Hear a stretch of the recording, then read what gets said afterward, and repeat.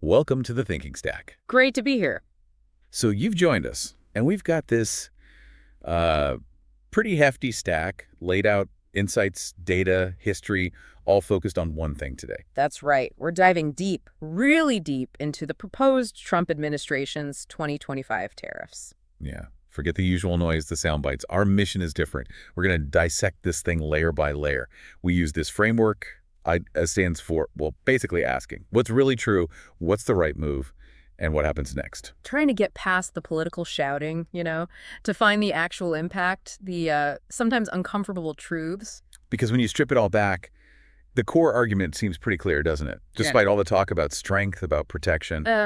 Tariffs like these, they basically end up being a tax on Americans. It's not just, like, our opinion. History keeps showing us this pattern. Exactly.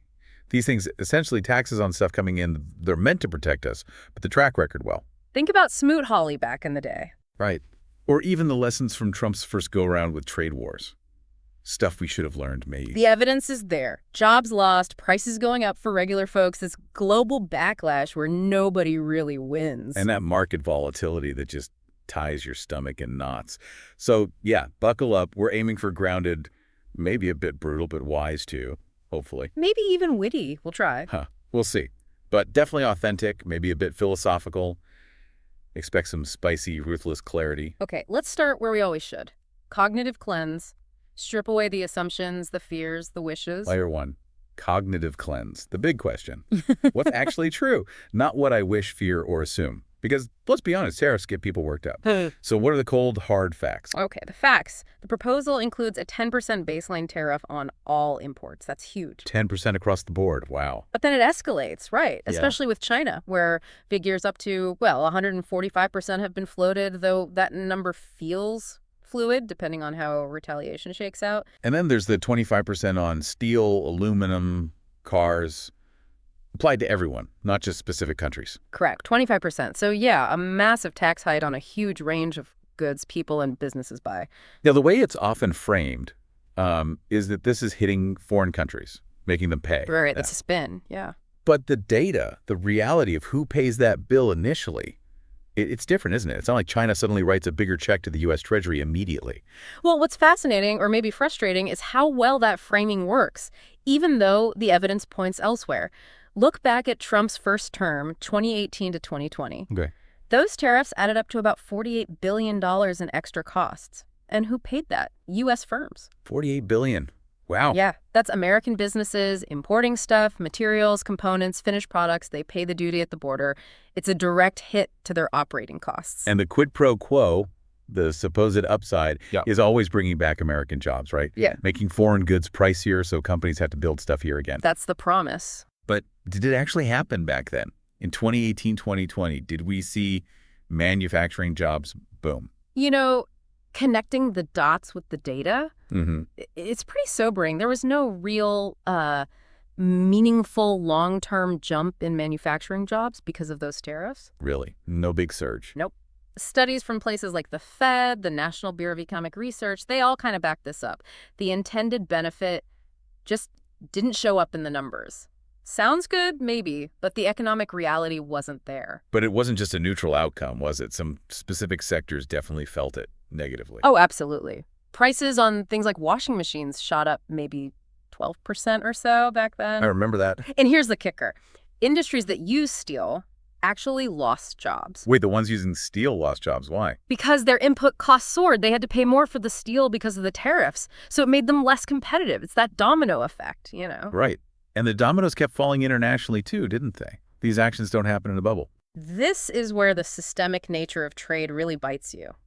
China, predictably, hit back with tariffs on U.S. goods. And who got hammered? American farmers. Devastated. Which led to the kind of extraordinary situation where the government had to pay out $28 billion in bailouts. $28 billion in bailouts. Yeah.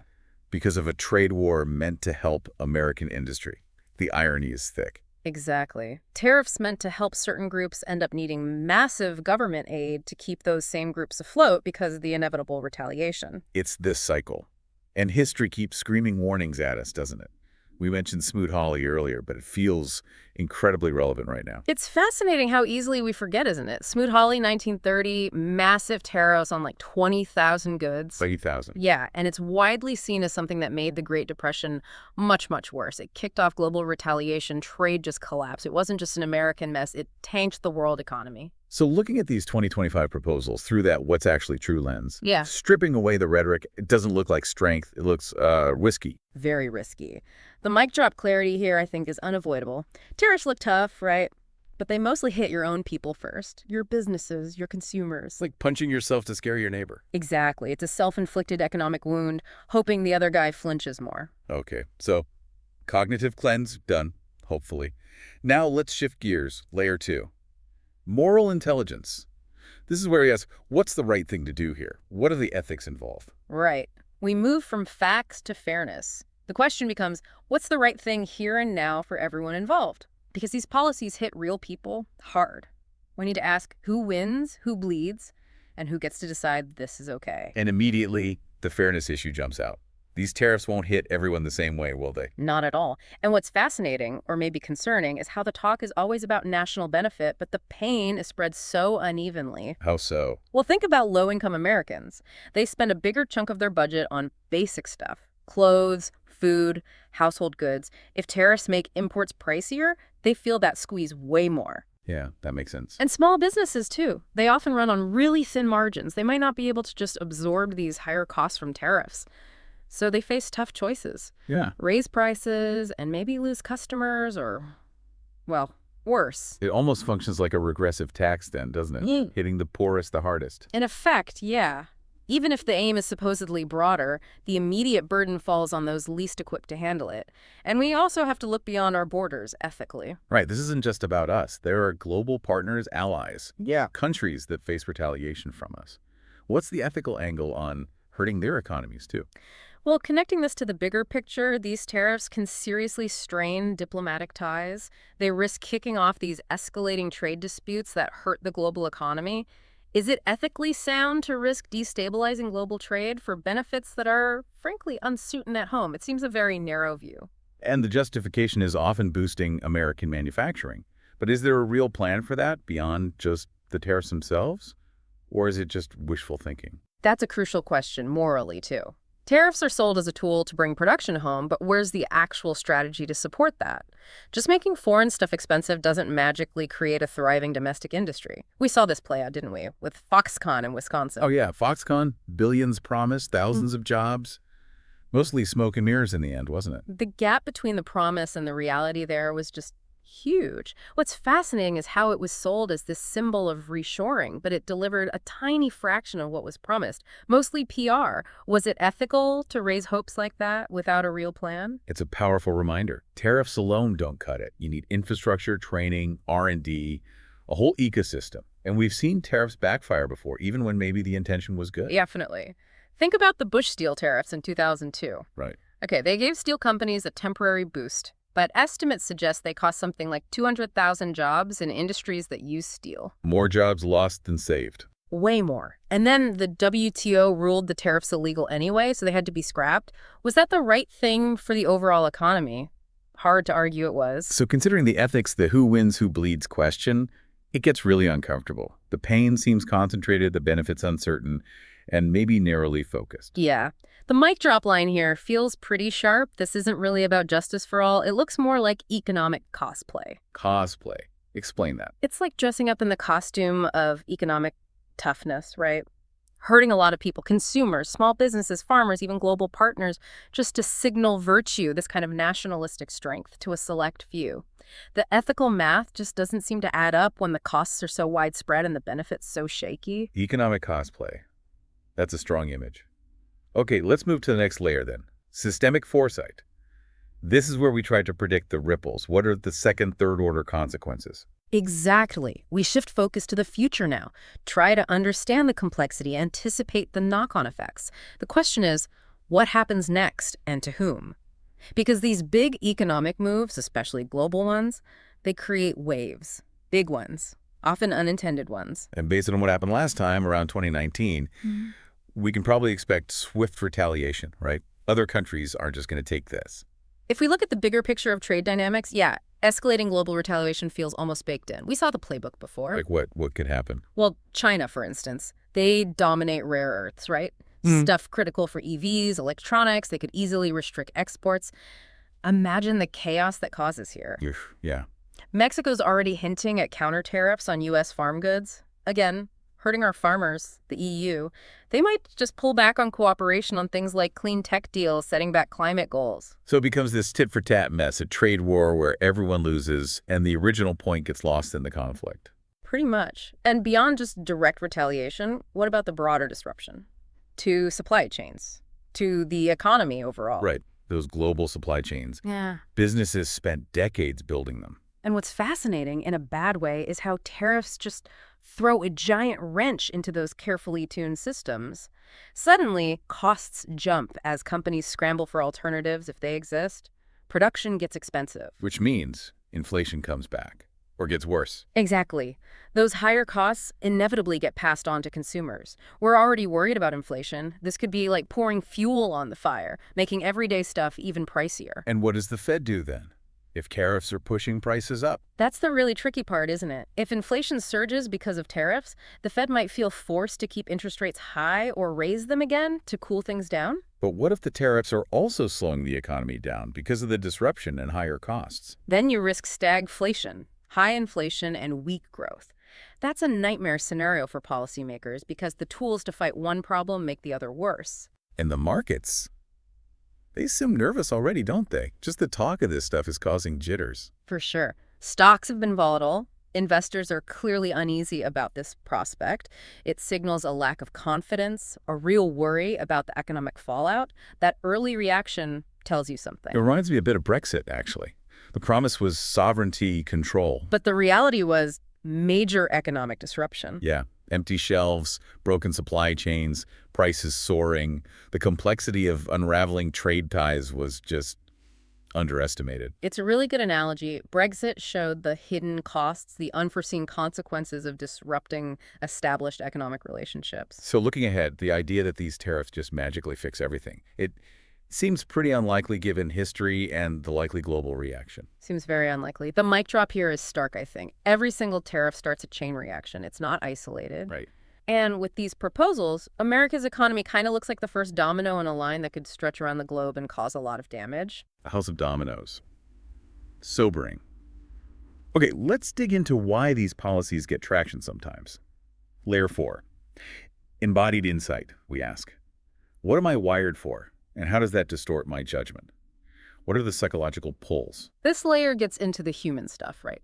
Economics isn't just logic and spreadsheets. Our gut feelings, our fears, our sense of identity, they play a huge role in what policies feel right, even if the data says otherwise. And the tariff rhetoric often seems aimed straight at those gut feelings, doesn't it? Protect ourselves, fight back against unfairness. It's emotional. Totally. If you connect it to basic human psychology, when people feel economically insecure, worried about jobs, it fuels nationalism. It creates this powerful desire for control. And tariffs feel like taking control. Exactly. Even if they might hurt us economically overall, they offer this maybe superficial but psychologically potent feeling of doing something, taking decisive action, asserting national power in a confusing world. That illusion of control can be very comforting, even if it's not solving the root problem. So feelings can just override the facts. The emotional appeal is stronger than the economic analysis sometimes. Well, what's fascinating is how easily that happens. Our wiring makes us prioritize feelings, gut reactions, the urge to protect us, the strong sense of national identity.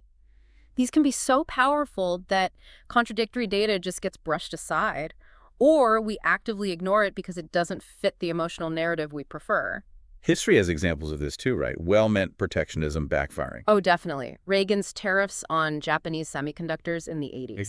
Yeah. The intention was clear, protect the growing U.S. chip industry. But it led to retaliation from Japan, and you could argue it actually hurt American tech leadership long-term by fostering protectionism instead of forcing innovation. Good intentions, maybe, but not the best outcome. So the feeling that tariffs equal strengths might be appealing deep down, but it doesn't mean it's actually true economically. Not at all. The mic drop for this layer, I think, is crucial.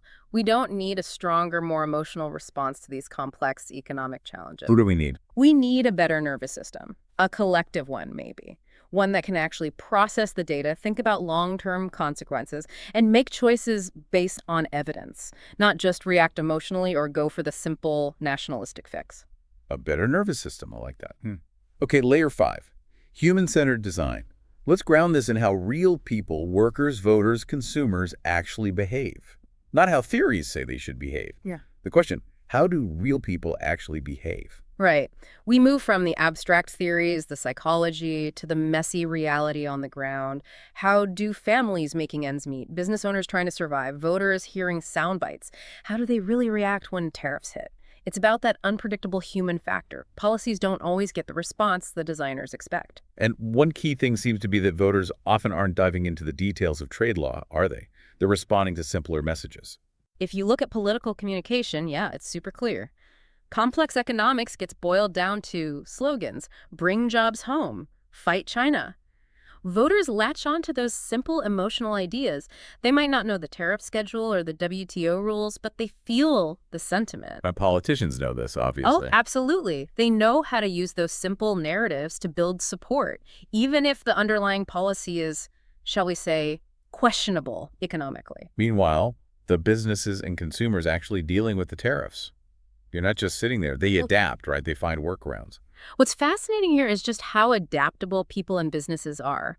Facing higher costs from tariffs, businesses get creative. They look for suppliers in countries not hit by the tariffs. They might squeeze their own profits for a bit. Or they just pass the cost on. Or, yeah, more likely, eventually they pass it on to consumers via higher prices, and then consumers adapt, too. They might buy less, switch to cheaper alternatives, which could still be imported just from somewhere else, or just cut back. These shifts can totally undermine what the tariffs were supposed to do. We saw this with Apple and Foxconn again, didn't we? All the talk about reshoring. Exactly. Between, say, 2017 and 2023, huge fanfare about Apple bringing manufacturing back via Foxconn. Loads of PR, political points scored. But the actual job. Relatively few materialize, certainly compared to the hype. Why? Because those massive, complex global supply chains, especially in Asia, you can't just pack them up and move them to the US overnight. It's incredibly difficult, incredibly expensive.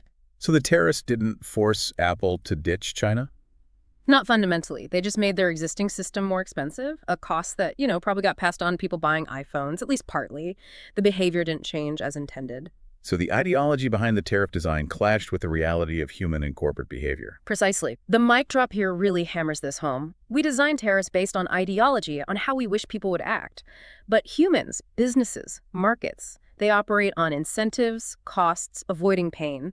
Higher prices, broken supply chains, that's the real pain that drives behavior, often in ways the policy architects never planned for. Pain, not principle.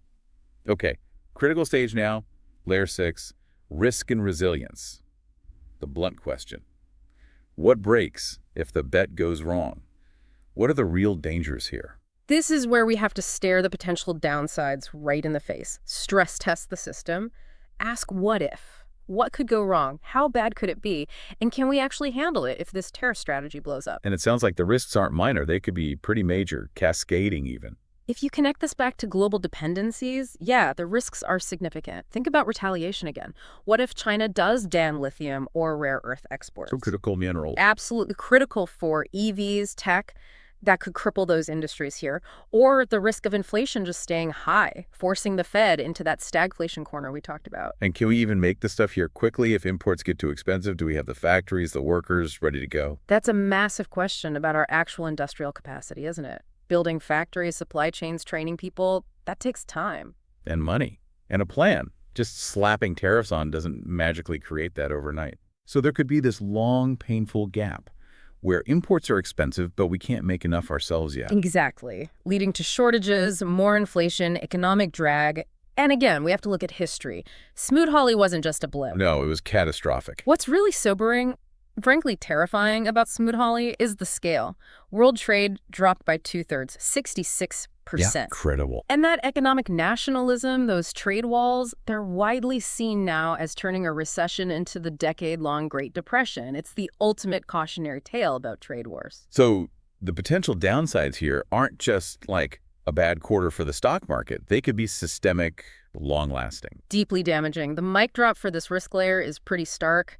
Every tariff is a gamble. Yeah. A big one. And this one. With these 2025 proposals, we're potentially betting the house the whole U.S. economy on a strategy with a terrible historical track record, without any real insurance policy if it fails. The cost of being wrong? Well, it could be paid in national decline. Wow, okay. That is a lot to consider. Let's move to the final layer, layer 7, execution engine. This is about solutions alternatives. If the goal is to protect local industry, what's the real path forward?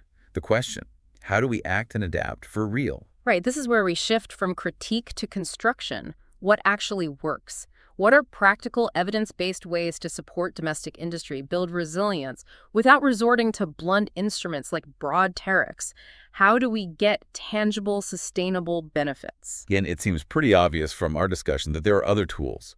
Tools that are more targeted, less likely to spark global trade wars. If you look at long-term economic development, yes. Things like targeted investments. In what? Infrastructure. Modernizing roads, ports, the grid, education and workforce training, making sure people have the skills for future industries, pouring money into R&D, fostering innovation in key tech sectors. That stuff builds real, lasting domestic competitiveness, much more than tariffs do. It strengthens the foundation. And instead of unilateral actions, maybe working with other countries. Absolutely. Strategic trade negotiations. Talking with partners, addressing specific legitimate trade issues collaboratively, that usually leads to more balanced, sustainable outcomes than just throwing up tariff walls. Building alliances is smarter than starting fights. We've seen others try more nuanced approaches, right? Like the EU with their carbon border tax. What's instructive there, is the EU's carbon border adjustment mechanism. It's a more sophisticated use of trade policy. It's not just a random tariff. It puts a carbon price on imports based on how polluting their production was. So it levels the playing field for cleaner EU industries and pushes global producers to decarbonize. It aligns trade policy with the bigger goal, sustainability. So it's strategic, targeted, and linked to a wider objective, not just retaliation. Exactly. It shows you can use trade policy intelligently, not just as a club. Yeah. Which brings us to the final mic drop for this layer, focused on leadership. If you're facing complex global economic problems, systemic issues, and your main tool, maybe your only tool, is a hammer, like broad tariffs, when what you really need is a scalpel or maybe a whole toolkit, Yeah, right. then you're not really leading, you're not solving the problem effectively. You might actually be a liability to the very economy you claim you want to protect. A liability. Strong words. Okay, let's try to wrap this all up. After peeling back all those layers with the ITS framework, what's the final takeaway on these proposed 2025 tariffs? I think the core argument that just keeps coming through is that these tariffs, they aren't a smart strategy for building a strong, resilient U.S. economy. Instead, they look like a depressing repeat of past mistakes, driven more by fear, by simple nationalist slogans than by sound economics, historical lessons, or a clear view of the likely global reaction. The echoes of Smoot-Hawley, the actual negative results from the last round of tariffs, higher prices, damaged alliances, the risk of wider conflict, it all points in a pretty worrying direction. It really does. We've seen this movie before, haven't we? And the ending is usually the same. Protectionism sounds good to some, but it ends up hurting almost everyone.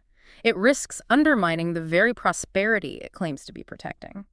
So one final integrated thought, pulling it all together. You don't build a resilient economy by taxing your own future. Taxing the future. To try and relive some kind of economic fantasy from the past, a fantasy of self-sufficiency that just isn't possible or even desirable in today's interconnected world. This was the Thinking Stack. Clarity over comfort. Truth over tantrum. Catch you next time.